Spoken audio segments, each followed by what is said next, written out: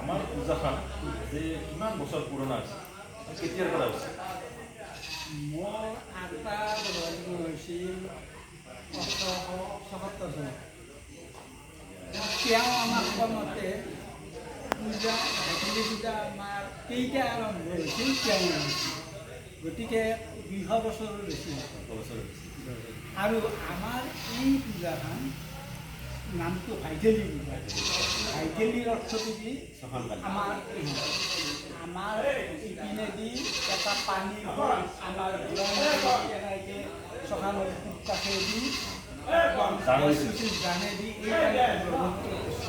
ইপিনেদি আগতে ডাঙৰ ডাঙৰ নাও আছিল অৰ্থাৎ এই নাইদি ভাইথে যাই ইফালে তাতে যোৱাৰ কাৰণে আমাৰ পূজাটোৰ নাম হ'ল ভাইথেলী পূজা যি হ'ল পানী দি ঘালেদি ভাইথে যাই পেলাই তাতে পূজা হৈছিল আমি আমাৰ এতিয়া মোৰ 75 বছৰ আমাৰ সৰু অৱস্থাত আমাৰ গাঁৱত ৰাস্তা ঘাট নাছিলে আমাৰ সন্মুখত মাথাত বাটৰ পৰাই আহি গৈছে কণাটোত গেলি সেইপিনে এনাই দলং আছে যিটো নাথাকে সেইখিনি দলঙৰ পাৰ গৈছিল সেইপিনে আছে তাৰ পৰাই ঘৰ এৰি আহিব সেইপিনে দিও আৰু এখন দলং আছিল তাৰপিছত এইটো প্ৰায় কিমান বছৰ আগত এইটো আমি 70 বছৰ গতিকে আমাৰ গাঁওখন পানীৰ মাজত অৱস্থিত আছে তাৰমানে এই পূজাখিনি ভেলেদি নাইদি ভাইছে যাই পেলাই তাতে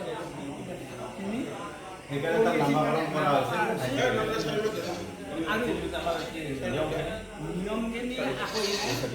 সম্পূৰ্ণ তান্ত্ৰিক ব্যৱস্থা সম্পূৰ্ণ তান্ত্ৰিক ব্যৱস্থা তাতে তাৰমানে আঠাটো লৈ আমাৰ কাইজাকৰণী ৰহস্য আছিল কাইজাকৰণী ৰহস্যটো আগতে আছিল গোলক আতিথ্য দুৱাৰ গোলক আতিথ্য দুৱাৰ ইয়াৰে পিছত তুনাৰ যেতিয়া তাতে উঠি যায় তুনাৰ উঠিও আমাৰ অলপ অলপ মনত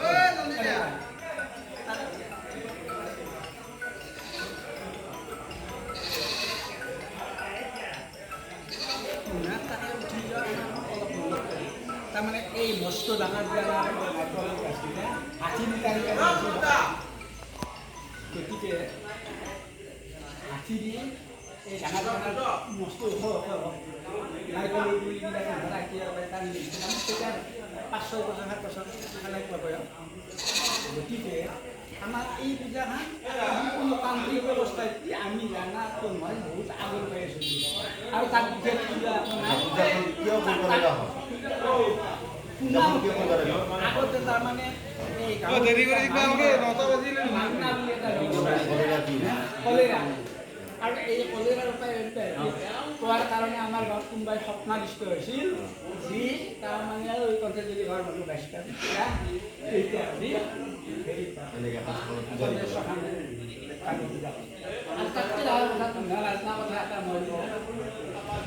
এই